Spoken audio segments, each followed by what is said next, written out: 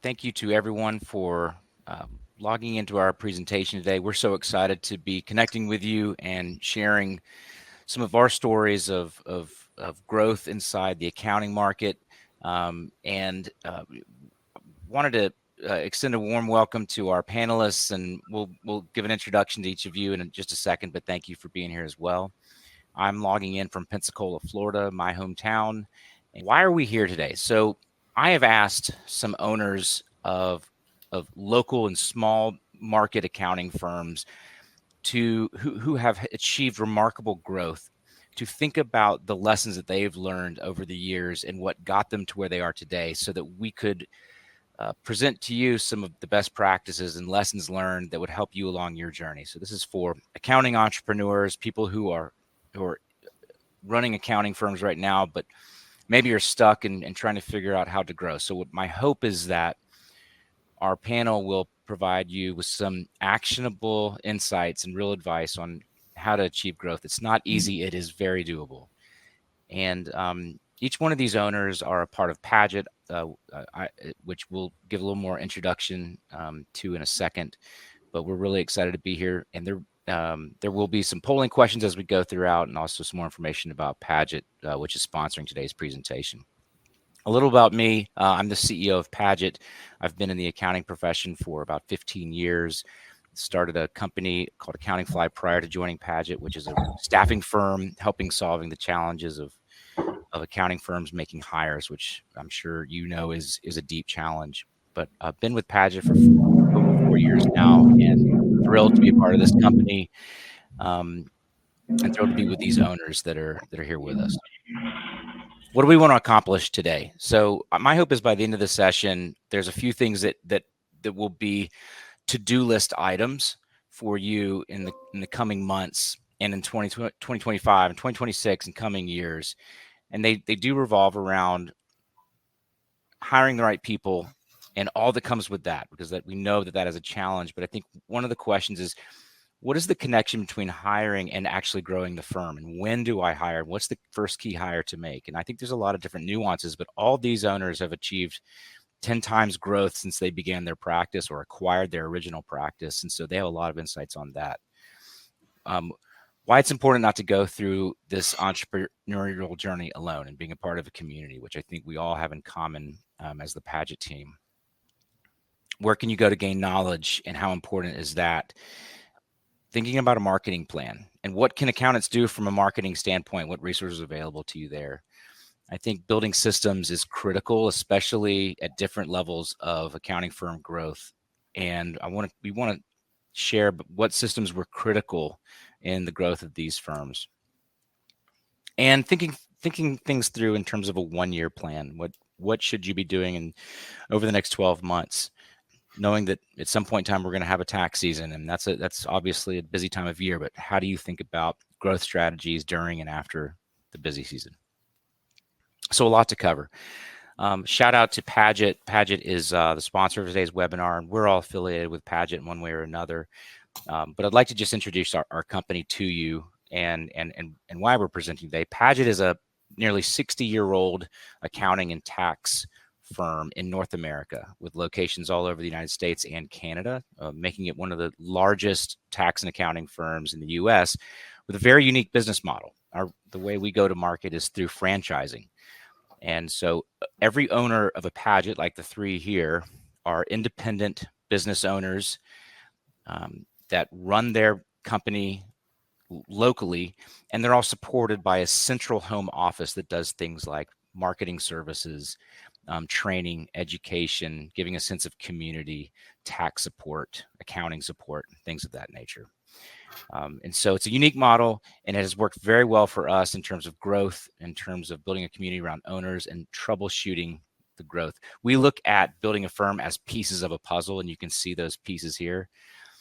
Oftentimes, owners spend so much time in the technical weeds of running a business that they forget to address the other pieces of the puzzle. So we like to look at this as a puzzle that you must put together to get the growth, work-life balance, and profit margin that's so essential and the reason why we got into business in the first place. We offer tax tax planning for clients, tax preparation, payroll, and accounting services. And again, I've been in business for nearly 6 decades. So thanks to Padgett. So let's talk about you. What we've found when we talk to firm owners, there's really 3 groups. There's folks who are just starting out and really in the weeds of the startup part of an accounting firm.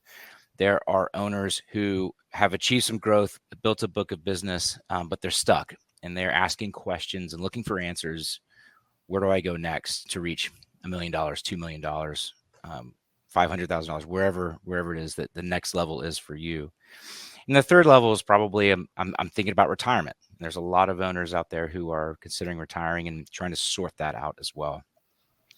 So if you're stuck or if you're growing, and even if you're looking to retire, I think, what I wanted to ask is, like, where are you in your journey and what is holding you back, or what's your best sense of what's holding you back to running a profitable firm with more work-life balance than you've had in the past, and trying to get things like pricing right, trying to get things like hiring right and growth. They all work in tandem.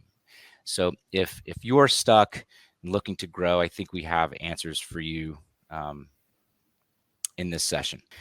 So want to introduce our speakers, and as we do, folks, take a second and explain who you are and where you live, and your own growth story as a business owner, and how long you've been in business. And we'll start first with Janet Kopp in Gainesville, Georgia. Hey, Janet. Good morning.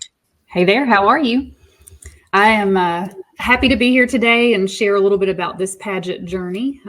I was quite young when I began working with Padgett. Actually, was still pursuing my accounting degree and began to work as an associate accountant, and had the opportunity to buy the firm when I was 25 years old. I've been a firm owner since 2002, and I am in Northeast Georgia in Gainesville, and have had a great journey so far, successful journey so far, and I look forward to what is to come. Growth has definitely been important to me from the beginning. The book of business that I bought was about $130,000 at the time, and we are in excess of 1.3 million at this point, and still continuing to grow. Thank you, Janet. I want to bring in Jeff Darley in the Denver area, Littleton, Colorado. Hey, Jeff. Hey, I appreciate being here. Thank you very much. My father actually bought a Padgett franchise when he was on the very end of his career in 1998. And about 2 years into it, he just kind of said, I don't want to do much with this, but you should look at it. This is a great deal and you'd be perfect for it. So I joined when I was 27 years old in 2000, and have absolutely loved it. And I took growth very seriously from the get-go. My father was not interested in having employees or doing any of that, but I was. And so we grew it together. And about 7 years later, he retired, and I've had it since then. We started at about 140,000 when I joined him. And this year I'll do just under 2 million. So it's been a lot of growth. That's incredible, Jeff. Thank you for being here and for sharing your story. All right. Tom Friedel is in Maumee, Ohio, which is in the Toledo area. Welcome, Tom, and thanks for being here. Thanks, Jeff. Thanks for having me. It's great to meet everybody. I started the Padgett business in 2008. I spent a couple of years in public accounting with KPMG, then went into corporate America for a while, and then decided to become an entrepreneur, own my own company. And I acquired an existing Padgett franchise that had been in business for 17 years back in when I bought it in 2008. So very similar size. We were about a couple 100,000 in revenue back then, just a little under 200,000. And in the past 17 years, we've done a couple of small acquisitions along the way, just some tax firms here. But the majority of our growth has come through the development of relationships with some strategic referral partners that we've been able and blessed to build with some local CPA firms in town. And also, we got some coaching because one of the main things that I learned is, obviously I'm a CPA and I knew how to do taxes and I knew how to do accounting and kind of run a business, but I didn't know how to sell. And through some coaching that came as part of the franchise, actually, I was able to overcome my obstacles with selling and really unleash the growth. And last year we were just a little shy of 2 million in total revenue. So, we've had great success in growing the business for those 17 years. That's incredible. And Tom, before I move on, I wanted to double click on one thing you said is the importance of referral partners. And I just wanted to ask you off the bat, what could you tell us the story behind referral partners and why that was a useful vehicle for you? Yeah, sure. The first referral partner relationship actually was through a joint financial planner, and we've developed really good relationships with financial planners, so they're good apple trees for our business. But through a financial planner, he introduced me to a managing partner of another local regional firm, and we just kind of developed a bond, and we're actually now operating our business inside their building, and they're our landlord. And I remember when we first looked at the property, their realtor was like, "I'm not so sure this is going to work." And the response was, no, they're a friend of the firm. We'd welcome them in. And we just have this great symbiotic referral relationship where clients that have a lot of international challenges, I refer to them, or major complex businesses, and then smaller businesses, they refer to us. So that's one of the key ones for us. And then oddly enough, one of the college kids that we had working for us went to work for another CPA firm when she graduated, and they were like, "Wow, you're well trained. Where did you learn that?" And then she says, "Well, I worked for Padgett," and kind of built that relationship, and they started referring business to us. And those two relationships have really been key for us to get our growth going. And I talk to a lot of people about doing something similar, because we can all do it. We all have mutual relationships that there's enough business for everybody, and just we're not a fit for everybody. That's fantastic. So I want to dig into what are the stories behind these 10x growth stories that you've all had. And I think we're all humble enough to say at the front that it's not easy. And probably there was some trial and error and some setbacks and probably some tough days in between there. No one wants to come to this and say this is the magic formula. That's why we wanted to have multiple folks. And if you're in the audience, please ask questions. We will allocate time at the end for the panelists to answer questions and make sure you get value out of this. But I think whether it's all of you, the thing you all have in common, I think, is that you got into a small firm and there was a little bit book of business, and you found ways, whether it was referrals and marketing and things we're going to talk about, but accomplishing a really big growth number that I think is rare in our profession. And so I want to dig in on any stories you have that are useful to the audience, that and also connect them to the pieces of that puzzle that we talked about a second ago. And because each one of those pieces is so important, we're actually going to kind of organize our questions around those puzzle pieces, and I'll kind of drive that. But the first one is people, and I think this is something that's overwhelming for owners. You get out into business and you're good at doing tax and accounting work, and you get paid to do it. Then all of a sudden you've got to build a team, and we're in a world where it's hard to hire, and there's turnover and there's issues. And when do you hire? And how do you have a philosophy about putting people in the team? Because none of you would have gotten to your growth that you're at alone. I think you could probably all agree with that. So Jeff, let me start with you, and can you talk about your story of what your view is on hiring and what the connection is to growth? And then Janet and Tom just jump in and we can have a discussion about it. But Jeff, we'll start with you.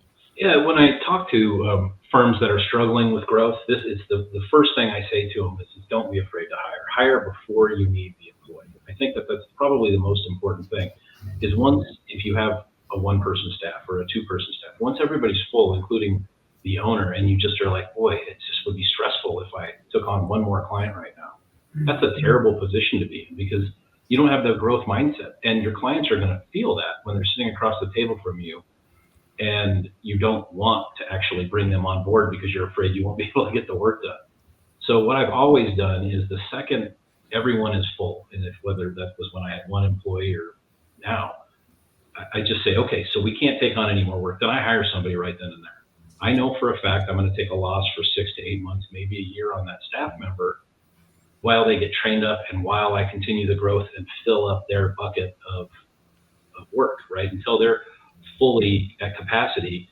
They don't have to be at full capacity for me to make money, but it takes some time. You know you're going to lose money, and I think you have to accept that. And before you need anybody, you have to hire someone before they're necessary, because it changes your mindset on growth. And then when you're talking to the next client, you're excited about bringing them on because it's another step to filling that new employee's bucket.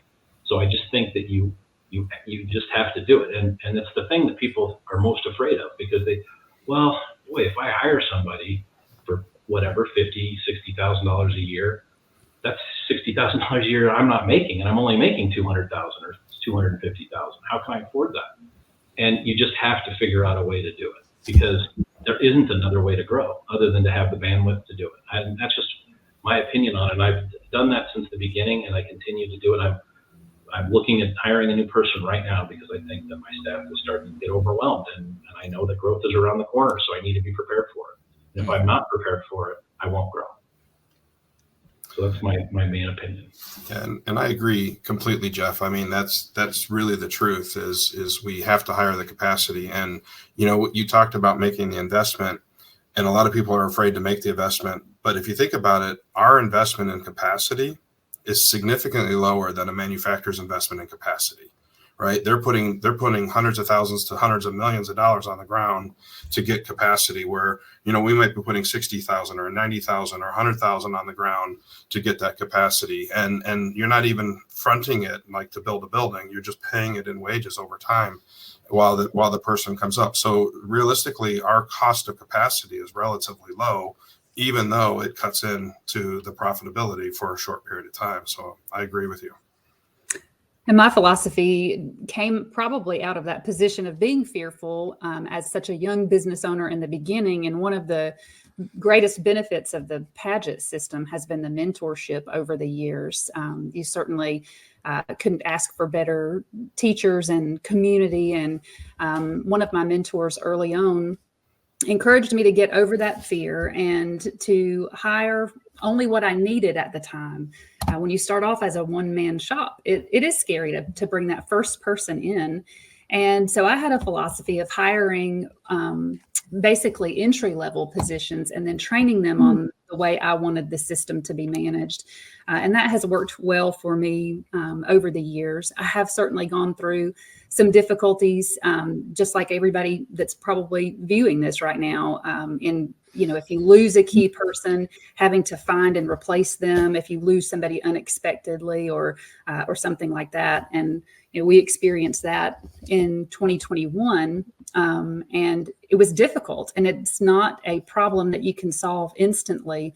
But the surest solution is to focus on recruitment and make sure that you're communicating with potential new hires, and make sure that you don't reach that capacity point and sit idle. Jeff's not lying when he said, that he believes this mantra, and he's actually had to tell me a time or two, you need to hire someone. When we talk in community and share what our struggles are, he's been quick to point that out as the best solution, and he's been right in those cases. So Janet, do you remember when you were starting out and what or who the first hire you made was, and what was that like for you? Yes, it was a breath of fresh air at the time, because I bought a practice that was existing and it was larger, and we split apart, and I was by myself in the office that had previously been full of people. And it was really lonely in those first few months. So my first hire was one out of necessity, because it was just too quiet. And I needed somebody to be there with me. And it was a breath of fresh air just to have a person to talk to. But that was quite a long time ago. Well, you clearly got over the fear, and that fear is real. And but you only have so many hours in the week that you can give to your business, right? Yes, absolutely. I think it's important too, when we talk about people, to really consider being as flexible as you can be. We've had great success working with local universities. We attend their career fair, and we promote a culture of no overtime. So our philosophy has been, if we get to a point where we're at capacity with people working 40-hour weeks, that's when we need to bring more people in. Even during tax season, we don't want people working overtime. And I can tell you that the students who have come to our career fair, we advertise this pretty boldly during those career fairs, and it resonates with people. So we really do try to build a culture that appeals to people who are in the market today. And I think one of the things that's been helpful for us is focusing on getting the right people on the bus and not necessarily making them fit into our traditional definition of what a great hire would be. For example, a majority of my staff are part-time. I have moms who need to come to the office when the school bus has picked up their children, and they need to be home before the school bus drops them off. And I have people who have taken time out of the workplace and have returned. And if I were only hiring full-time team members, I would have missed the opportunity to work with some really brilliant people. That's incredible. I agree with Jen, and I think when you're hiring, you also want to consider the culture you're trying to build. Because I've spent a lot of time in my office building a culture with people that fit into that culture. So I sometimes have passed on accountants that probably would be quality accountants, but I've passed on them because I didn't feel they'd be a good fit for what I'm trying to build here, which is a community. Like we have a potluck once a month where everybody brings different foods in, and we have a 4th of July barbecue. And I try to encourage my staff members to spend time with one another because I want this to be a good place to work for them. Yeah. You know, they're my number one client. If I can keep my employees happy, they're going to keep my clients happy. And I think that it goes a long way to hiring good people up front. I hire professionals to do professional work. I don't want to follow them around and find out if they work 40 hours that week. I don't want to be involved in a situation like that. I want to hire good people, trust them to do the work that I've given them, and then also have fun and build a culture around what we're all doing here. And they're my family. And if they have problems, then it means they're my problems too. And if I can keep them happy, they're going to keep my clients happy. And it's working phenomenally. And I have many of my employees that have said this is the best place they've ever worked. And then that saves me money because I don't have the turnover problems. I don't have to deal with retraining someone from scratch because somebody left for an extra $5,000 to go across the street. They want to stay here and they want to be here long term. And I still have the very first employee that I got 21 years ago, and he's going to be retiring pretty soon. And I'm going to throw him a retirement party, and it's going to be fun.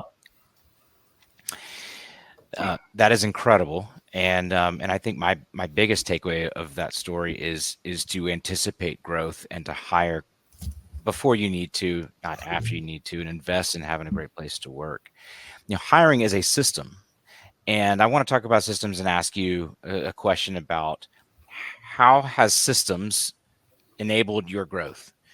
And I think systems, and thinking about it, is one of those things that we read a book and we get really excited about building systems, and we have a dopamine hit, and then we never build systems. I remember reading the E-Myth, if any of you read that, and I was really struggling in the entrepreneurial journey that I was on a decade ago, and reading this book and just the simplicity of having checklists and repeatable processes for what I do, and how impactful it was for me to build systems that generated repeatable outcomes inside my business. And I imagine the same is true for you all. And there's lots of different ways to look at systems. We've listed some there, but Tom, my first question is for you, is just how have thinking about systems enabled you to grow? Yeah, no, I think that's a great question, Jeff. And I think, you know, I referenced manufacturing when we talked about capacity, and my background before this industry and this business was manufacturing, and it's all about systems. And I'm not Six Sigma certified, or I'm not a Six Sigma black belt or anything, but I learned a lot about the principles of systems in manufacturing and 5S'ing, and we brought that to Padgett and to this accounting firm. And whether that's a system in terms of how do we document our work papers, and how do we do our tick marks, and how do we enter data, How do we assemble tax returns? How do we reconcile bank accounts? How do we process a payroll? All of those things are important in terms of having the systems in place so that the next employee can walk right in and begin to hit the ground running as fast as possible by having something that is, duplicated. Can't think of the word. But even things like naming conventions for files, right? So that they sort in a particular order. And it all of it sounds very detail oriented, but there's really kind of a system and a logic behind it, so that when you want to go get something, you're not looking all over the place to try to figure out, well, where did somebody put that notice? And it came in 24, but it's related to 21, and it should be in the 21 folder, not the 24 folder. And just having all of those systems as you want to grow from a sole proprietor business to a 1 employee to a 10 employee or 12 employee business, you have to have those systems. And I think that that's been a big part of why we've been able to grow is having the systems in place, which, we designed a lot of them, and we got some help with our community to create them, and just kind of really getting to that repeatable solution over and over and over. I think it can be overwhelming for a person who is already tapped out. They're already working as much as they can work and managing their firm, and they want to create systems, but they don't have any extra time, so to speak. I think technology's brought us a long way, and somebody who might be asking, well, how do we create these systems from scratch to pass down to the next hire? There's some great tools out there. Padgett makes a lot available to us as far as training. And one of the most recent speakers that we saw over the summer talked about the camcorder method of training. And it's so easy now to just record a screenshot of what you're doing. Every task that's done in your office, from receiving client payments, making deposits, reconciling bank statements for clients, reviewing financials, to talk through and teach and actually capture that on a recording and then make a bank of all of these recordings. So for those of us accountants who typically like to have everything just an outline first and then a rough draft and then this final product, I think the world is so much more forgiving, and technology is so much easier to use in creating these written systems. I think we've become very fortunate over the last few years in being able to actually accomplish building out standard operating procedures using technology. And we've had a lot of success building systems around pricing. That's always been a challenging thing to do in meeting a prospect and determining exactly how much that person's engagement with you should be. And we have been striving to price everything up front, no hourly billing. And we want to be able to place a value on the things that we typically would have given away for free, because as accountants, we're generally nice people who like to help others. And we found over the years, in that regard, we had to build a system for pricing because the market had changed. You couldn't simply ask a prospect, how many checks are you writing and how many bank accounts do you have? That information is not really relevant anymore.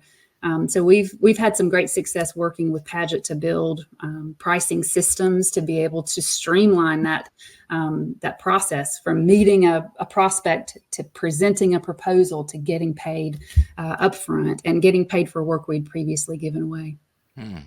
I agree. Padgett's helped me a great deal with the pricing systems.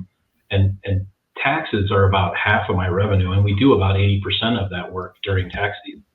And so we're a fairly heavy tax compared to a lot of other Padgetts, and we had to develop systems early on to be able to process that kind of volume through the system and still give everybody, the feeling that they're only a most important client, which is something that you have to do.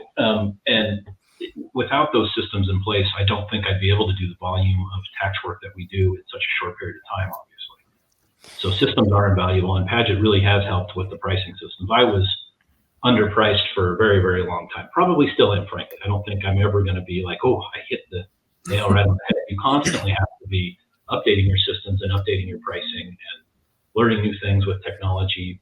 For example, we brought on TaxDome. That's put different systems in place that we weren't using before that I think is upfront costly and also time consuming, but it's putting different systems into our firm.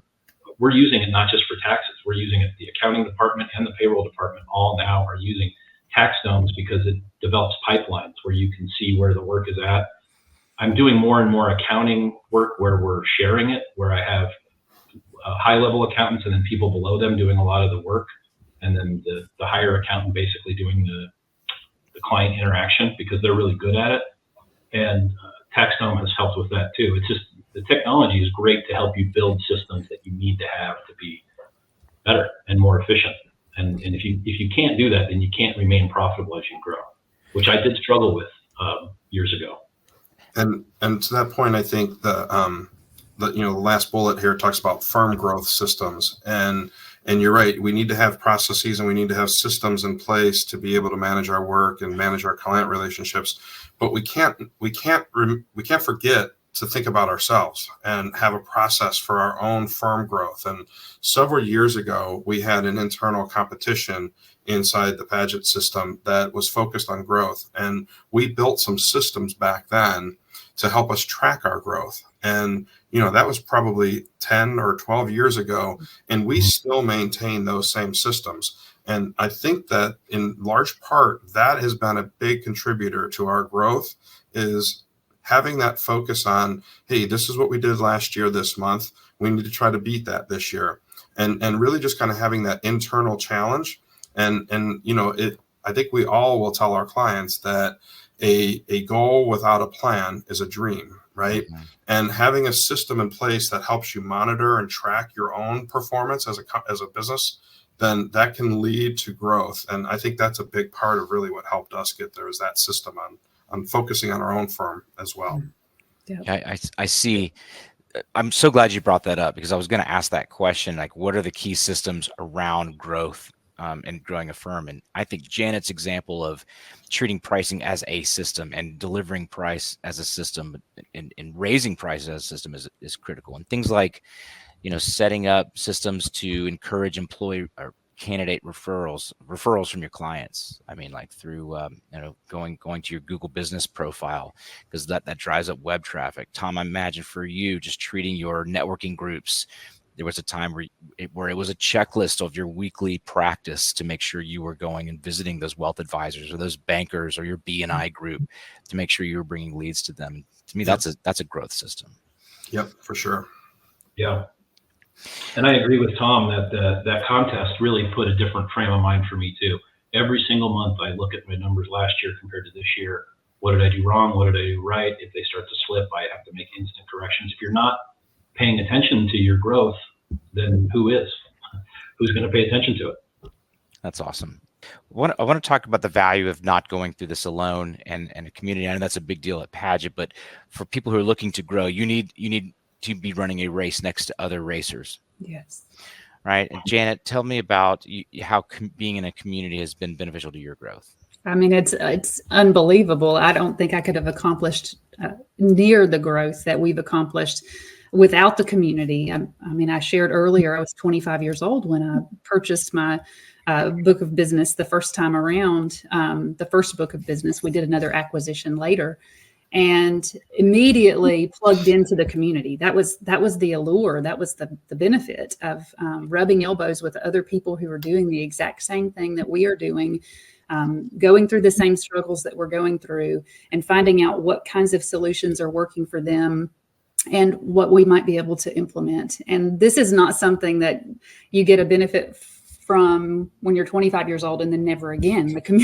The community is like an extension of your tribe. I mean, the people that are right here on this panel, I could text either one of them any time of day or night and ask a question and receive a response immediately. It's an extension of my tribe for sure, and one that I rely on very heavily because we're learning, and as business owners, we are learning every single day. Padgett has provided outlets over the years for a lot of interaction. I've been a member of several mastermind groups over the years and have learned tremendous amounts about practice management, about technology, I've had the opportunity to take a peek at what other people are doing in the area of outsourcing, how they're recruiting, how they're managing remote work, work teams, even before I have had to adopt some of these things for myself. So I think the community has helped prevent some things from going wrong because I've been able to learn from what other people have steered me away from. But it's also helped pull me along in other areas where I may not have participated otherwise. But the community in some of these growth competitions, though, typical accountants aren't really known for being super extroverted, outgoing salespeople. Typical accountants, who are the ones who own accounting firms, typically like to be the pilot of their desk and fly it regularly. So early on, I was taught, sales training classes, and Padgett's always brought in guest speakers and offered one-on-one training if needed, and small group training to teach us, the philosophy that we are accountants, but we are salespeople selling accounting services, essentially. And so we were taught early on how to make that work. And the relationships that come from this community are really, they're like no other. So I couldn't be where I am at all without them. I think one of the roadblocks for me for a little while to my growth was between my two ears, right? and I came from a successful career in corporate America, and here I'm running a $200,000 business, and I'm surrounded by some peers who are running the same $200,000 business. And you start all of a sudden thinking that that's what you can do.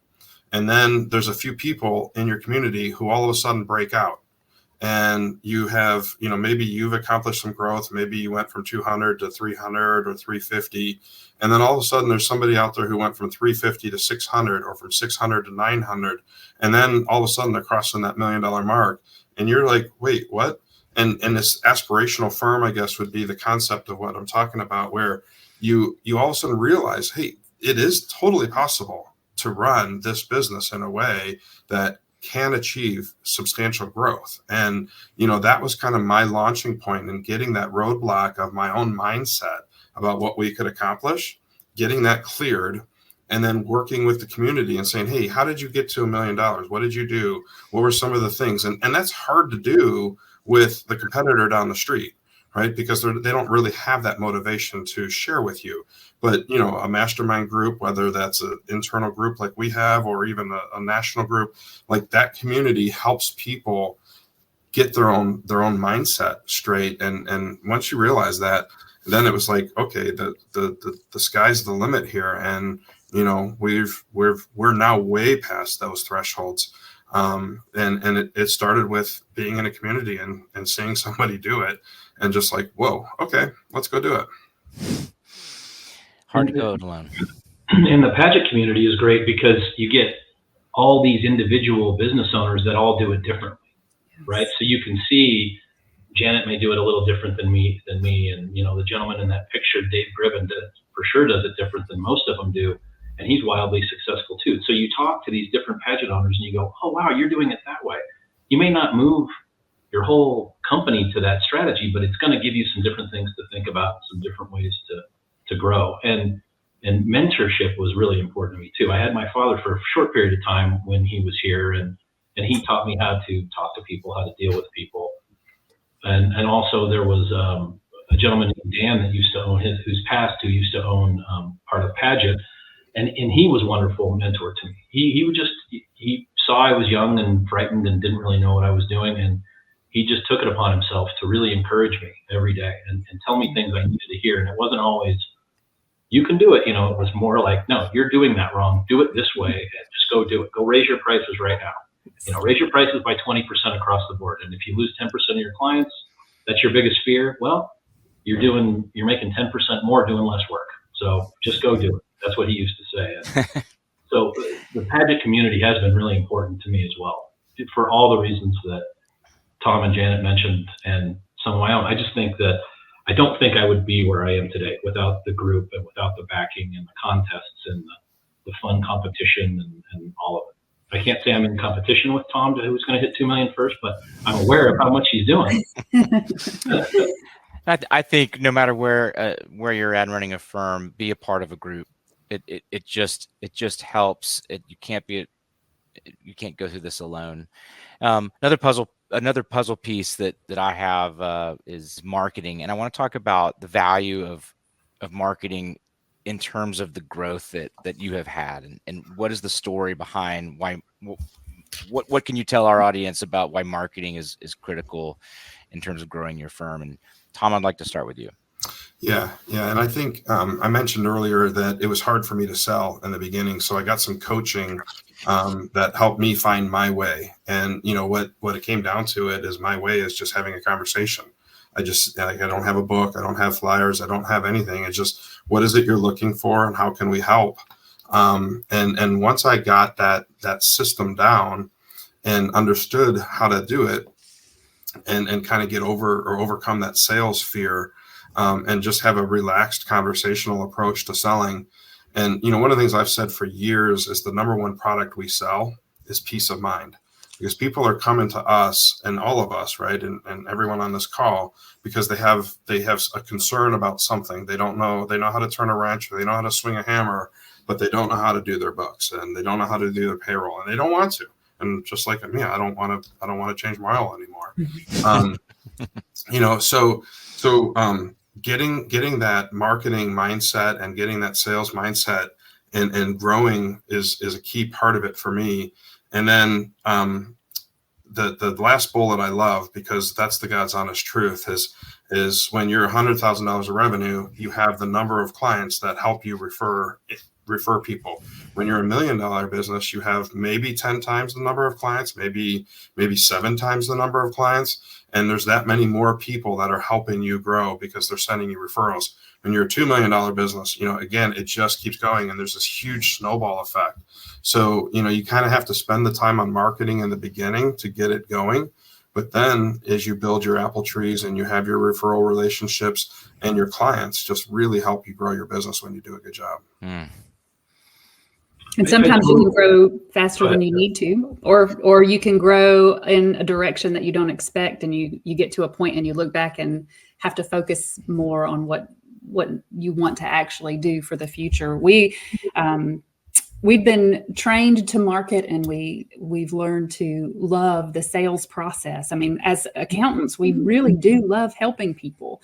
And so there's nothing better than having that prospect pick up the phone and call your office as a result of some marketing effort that you've put out there, and you have a solution to a problem that they have, and they're going to give you money for that. It's very rewarding to be able to experience growth because you are helping people take care of something that's otherwise scary for them. And over the years, we picked up referrals, and we picked up clients from all kinds of different marketing efforts. And the way we marketed, of course, as long as we've been doing this, has changed over the years. And now we rely a lot more on those referrals. That's really the primary source of our growth now, comes from the reviews that we have on Google, and the other people telling people about us. But we found after a period of time, when we were looking at our marketing, that it was working a little bit too well, and we were picking up individual tax work that was really bogging our system down. It was really bogging our people down, and causing a little bit of overwhelm. And so one of the things that we've changed in our marketing efforts as a result of some consulting that Padgett has introduced us to is to really focus on what we want. And we want a no overtime culture. So our particular office is really focused on limiting the number of 1040 clients that come into the firm, and we're really focused on business clients. And I know that's different for Jeff. We have different philosophies, but I think, again, that's a great testament to the fact that within the Padgett community, you can find so many different philosophies of people who are marketing in different ways to accomplish very different goals, and we can all learn so much from each other. Yeah, and Janet's way of cutting back on the 1040 work, I think, is totally valid and makes complete sense. I have just gone a different way with that because I want to build a system in place where it's not me so much dealing with those $600 individual returns, but I still want to be able to do them. I want to be able to do them for the clientele that's been with me for a really long time. And I just think that it actually, you can make a lot of money doing it, even though it does bog down with letters and it's more people to contact and it makes it. So I've just tried to put systems in place that where I can handle that more without me being so involved in the day to day with each of those little 1040 clients. And I think that the key to marketing for me in the beginning, when I was younger and I needed to go market, I was 27 years old, had no clients because the clients we did have, my father was dealing with. So I had to go out with my little tie on, and I did have a little book at the time where I could show them what a financial statement looked like. And I did this 9-week marketing program that Padgett taught me, and they just said, do this and you'll be successful. So I did it. I did exactly what they told me to. Again, at the time, that was pre-technology. So we wouldn't do a 9-week program today, but overall what it was just going out and humbling myself, frankly. I had to go cold call to small businesses and strip malls, and getting told by the local auto body shop to get the hell out of my office is not wonderful after I'd been in the corporate world out of college as well. But I stuck with it. The first time I got yelled at and told to leave somebody's office, the very next place I went into, they hired me on the spot. I just shook it off. They hired me on the spot, and I still have that client to this day, the very first client that I ever received.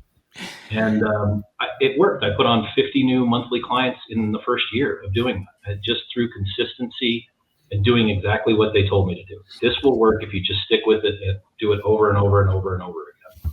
And it did work.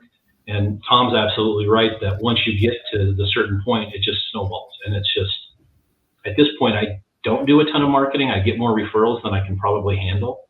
I had to turn a lot of tax returns away last year just because I was a little too busy, which was the first time in 25 years I've done that. But you have to get to that point to where that 10% that will refer you business is large enough to actually sustain growth. And if you are increasing your prices every year and you're dealing with your clients in a good way, you're going to get those referrals because like-minded people hang out together. So if you're dealing with a business owner, he probably knows 5 business owners that need your help too, because they tend to hang out with one another.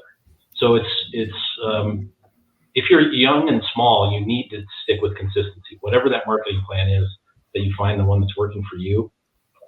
Don't do it for a month and go, oh, I got a new client, great, and then take it off 3 months. It's a consistency factor, I think, with marketing. I wanted to wrap this up and then give a plug to Padgett, but before we do that, for Janet and Tom and Jeff, I wanted to ask you to think of one piece of advice for someone who is stuck and looking to grow. What would that be? What's the next thing that they should be considering doing as they leave this webinar? Think about where you were and how you got to where you're at. And what do you see as the biggest piece of that? And Janet, you can start, and Autumn, feel free to interrupt and give us the poll results. But I'd love for Janet to give us her thoughts. For me, it's best for me to begin thinking about what I want the end to look like and actually write that down. And that becomes kind of my vision for where I want to go. And then I try to start building strategies for how that's going to happen and really put tactical steps in for each one of those strategies and not make it so long that it's overwhelming, but to really think about where you want your practice to be from every aspect, people, culture, finances, whatever that vision is for you, get it down on paper and then begin to work on that. And I would just say having a partner, right? And I know that sounds very loaded, but I give a presentation to realtors, and it's about how to minimize your taxes for realtors. And I tell them to have a partner, and it doesn't have to be me. It doesn't have to be my firm that does their accounting and payroll and taxes, but to have a partner. And I use their vernacular, right? And because you can sell a house by owner, for sale by owner, FSBO, right? And I'll use their language and say, hey, as a homeowner, you're telling me not to FSBO my house. And I would say as an accounting practice or tax practice owner, don't FSBO your business. Don't do it on your own. Find a partner somewhere. And that's really been a big theme. We talked a lot about community, but that's been a big part for me, is having a partner on my side. Jeff, how about you? Well, I think anybody with a smaller firm that wants to grow needs to look at two things. Is again, your things we've mentioned already. What is your bandwidth? And if it's full, then fix that and make sure you have bandwidth to take on the growth. And what is your marketing strategy and plan? And again, I agree. Partnerships are wonderful because they keep you on track and they keep you thinking about these things long term. But I think that the most important thing is hire before you need the person and be consistent with your marketing. And if you do those two things, you probably will grow. That's awesome. I want to begin to wrap up and give a plug for Padgett and explain what people can do if they want to learn more. But first, Janet, thank you. Tom, thank you. Jeff, thank you. I have learned so much, and I know you all. So I know that those listening have learned a great deal as well, and I appreciate your counsel and advice. Tom mentioned having a partner, and one option that's available to you if you own a firm is Padgett. I mentioned earlier, Padgett is a franchise model. I think you've heard a lot about how these owners have benefited from it, so I'm not going to reinvent the wheel here. But I will say that for those who own a firm, you can affiliate with Padgett at a very attractive rate that if you've investigated other franchises, you'd probably be surprised at how low the fees are to you. And when you add in the fact that there are software discounts and training and education and marketing services, things you must be doing to run a successful firm, that a lot of those things Padgett does for you, or that they shorten the learning curve for you. It's practice management in a box to free you to run and grow your firm. And so if you own a firm and are stuck, I can promise you doing the same thing over and over again will get you the same result. So why not investigate this? And if you want to investigate this, our fourth polling question will ask you if you'd like to learn more. We are looking for good fit, not necessarily to sell anyone on something they don't want to do. So we'll be grateful for the opportunity to share with that and to share more about Padgett as well. We've developed a blueprint for staff, for accounting firm technology, for how to price, how to select a client mix, how to offer services. We have marketing services. There's so much that Padgett does for you, and not to mention the fact that software to run your accounting firm is at a steep discount because of our buying power. One of the benefits of being a part of a franchise. I hope this was useful to you. I'm incredibly grateful to Jeff and Tom and Janet for sharing your wisdom, and it's always good to be with you all. Thank you. Thank you. Thanks. Happy to do it.